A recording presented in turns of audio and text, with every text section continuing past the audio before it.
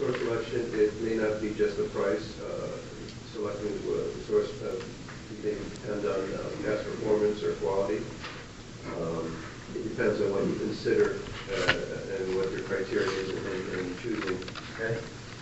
It may be that you're looking for the best quality. You may have quoted you the highest price, but knowing that they're the best ones around, you're willing to pay it. So it's some criteria like cost, quality, milestone, time frame. And that's where it involves there's a quantitative and a qualitative process in source selecting. Okay. It's also chapter 9. Yes, sir, I'm sorry. It is chapter 9. Chapter 9, 7, 9, 10. Right. Thank you, Nick. On slide 6 here, it talks about, we pointed out what's qualitative and what's quantitative in decision making, like knowledge of the service, knowledge of the industry, and knowledge of the marketplace, compared to quantitative, which is like standards, things that you weigh that which could be like the price or their percentage of completing on time projects or whatnot. Quantitative is what I listed there, cost, quality, milestones versus qualitative, okay? And the work phase also involves the contract negotiation and formation for the seller. Okay, which we talked about. Right. And They talked about. yeah, we talked about it a bunch of times. And the final steps is evaluating, bid evaluated by the buyer, responding to the RFP, being able to get questions in regarding to the RFP. Okay, and right here, Yeah. okay? And It's a little overlap, I just want to make sure we covered it. But there's, again, we talked about negotiation and a lot of things that everybody was talking about in Chapter 9 is knowing the limitations and the strengths of not only yourself but the other side. And obviously there's tactics, strategy tactics, and counter tactics, which is Chapter 9 slides. They go from slide 16 on for Chapter 9. Such as having a tactic of attack, you have choices of either a counterattack because somebody attacking you is either attack, give in, or even disclose the attack, for example. What week were the slides from, Jay? What week? I'm not sure. It was Chapter 9. Okay. That's fine. You can have references over. Okay. Anything else on award? So that should take everything up till post-award phase. So we dealt with pre-award, award, litigation, RFP, pre-bid, pricing, make buy, supplier management, roles. Now, last but not least is everything is behind us. We've executed the contract. We're working on the project. Post-award, where's the post-award now? Final item, so. This was us, me and Tony kind of tag Okay. team. Let me see what you have. Okay, so the final phase in the contract management process, there's two points to that, and that's contract administration and contract closeout determination. This is chapter 10. Contract administration, you can find it on page 162 through 185.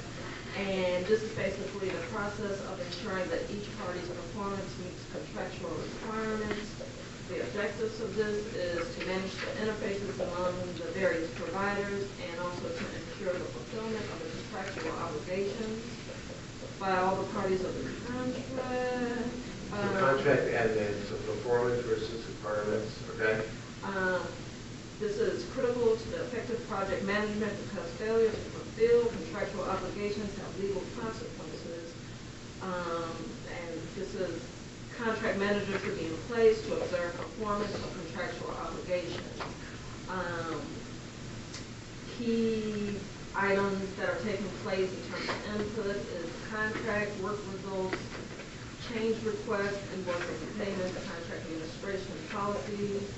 Tools used are contract analysis and planning, pre-performance conference, performance measuring, reporting, payment system, change control. dispute management system.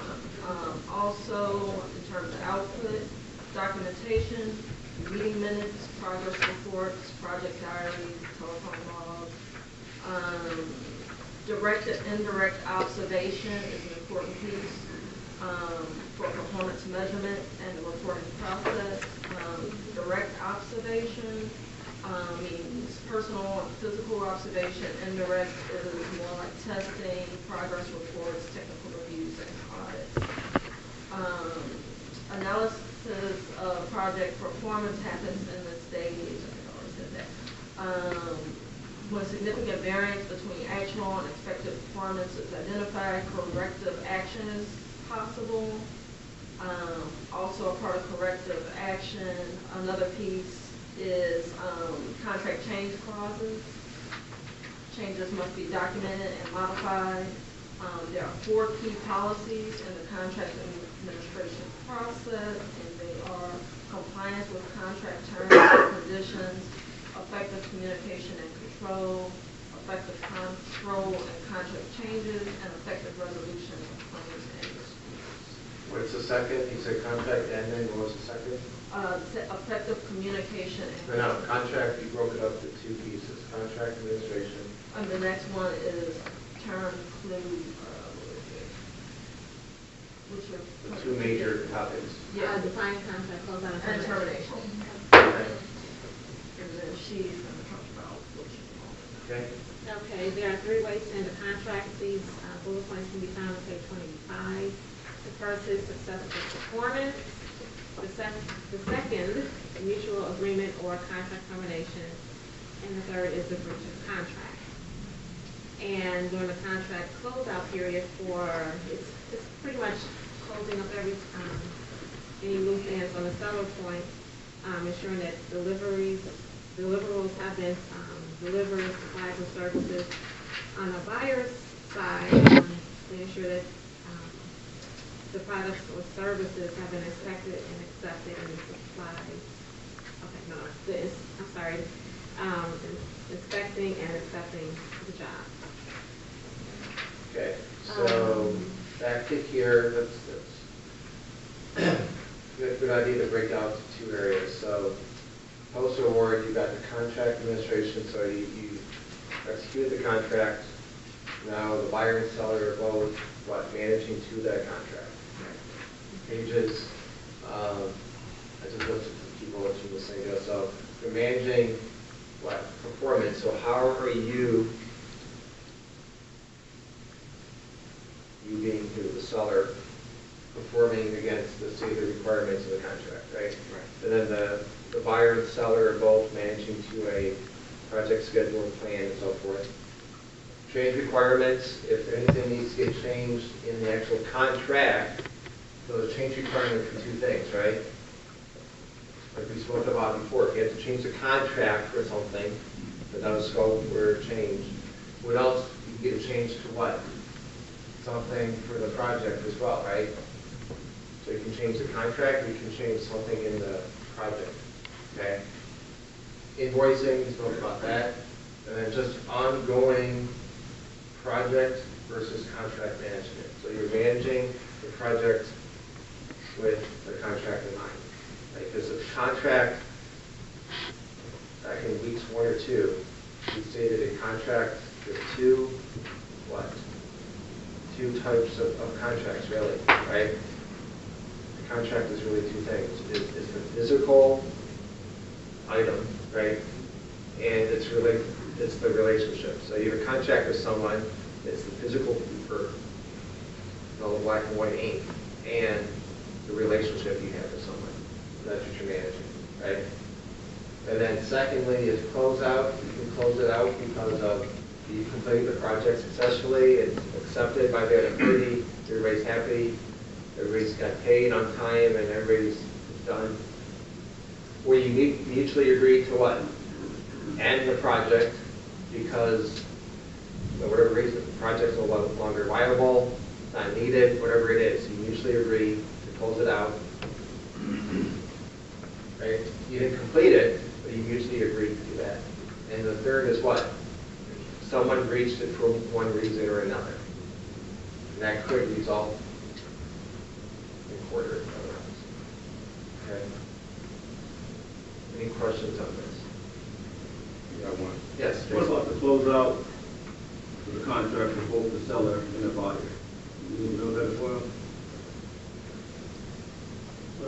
I think 8 points, so if you look on page 106, it says, for the buyer, as far as closeout report, certificate of completion, performance, and the seller will reach the claim, and for the seller closeout report, who provides final payment. Like documentation. Oh, yeah, I see what you're saying. So, yeah, this is really in terms of the buyer and seller, Jason. Okay. Yeah, so, you know, if you successfully close out the project, I contracted you to do something, you fulfilled it, so my obligation is what? To pay you, because you committed your Right. My partner's like that. part of the contract, I paid you on time, you delivered what you needed, you signed off on it, we both were everywhere. Mutual agreement, hey Jason, I don't need your service anymore because this contract, we lost our business with the customer, we don't need this. I'll pay you up to this point, we go our merry way, and we're done, right? Breach of contract, you didn't deliver properly, right? You breach the contract for whatever reason, and then I'm holding you responsible. So there's obligations for both parties here. You know, again, closure is successful is also if I gave him anything, right, tangible, he needs to provide that back to me. So. Just like a closeout in any project. Yeah, that's what I'm saying. So, you know, the whole supplier management thing, and I alluded to it before, I don't want to, you know, belittle it, or I don't want to diminish it, but it really is managing a project. But again, you have to have a little more, a little more diligence because it's another company. And there's contractual obligations there that you don't have typically on a project in-house, okay? So, all right. Just to let everybody know, I typed this whole thing out. Thank you. All right, so, any questions? Assignments due today, any tomorrow? 2 assignments due tomorrow, and then final by Wednesday. Those of you who I will see again, I will see you again either next term or the following term. Those of you I will not see, maybe I'll see you again down the future. If not, good luck to each and every one of you. And I will post, I have to have grades posted by, yes, come on over.